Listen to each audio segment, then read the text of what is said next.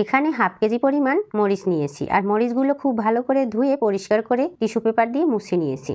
এই মরিচ 2 ভাগ করে আমি 2টি জিনিসে সংরক্ষণ করব। অর্ধেক মরিচ পলিটিনে নিয়েছি আর অর্ধেক মরিচ শপিং ব্যাগে নিয়েছি। এবার দেখা যাক কি হয়। এবার ভালো করে মুড়ে আমি নর্মাল ফ্রিজে রেখে দেব। রাখার পরে আজ 5 থেকে 7 দিন হয়ে গেছে, আর এখন আমি মরিচের অবস্থা আপনাদের দেখাবো কেমন হয়েছে। ফ্রিজ থেকে মরিচ বের করে নিয়েছি। দেখুন, প্রথমেই আমি পলিটিনের মরিচটা খুলে নিয়েছি, আর এর মধ্যে অনেকটা ঘামিয়ে জল জমা হয়ে গেছে, আর সমস্ত মরিচগুলো ভেজা ভেজা হয়ে আছে।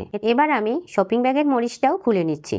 দেখুন, শপিং ব্যাগের মরিচগুলো একদমই সতেজ এবং শুকনো আছে, একটুকুও কিন্তু ভেজা ভেজা হয়নি। তার মানে এটা থেকে ভালোভাবে বোঝা যাচ্ছে শপিং ব্যাগে এবং পলিটিনে মরিচ রাখলে কোনটায় কতদিন ভালো থাকবে। তাই বন্ধুরা, দেরি না করে এভাবে শপিং ব্যাগে মরিচ রেখে অনেকদিন পর্যন্ত সংরক্ষণ করে রাখতে পারেন। আবার ডিপ ফ্রিজেও রাখতে পারেন। ডিপ ফ্রিজে রাখার ক্ষেত্রে আপনার রান্নার সময় যতটা প্রয়োজন ততটাই বের করবেন, খুব বেশি বের করে রাখবেন না, তাহলে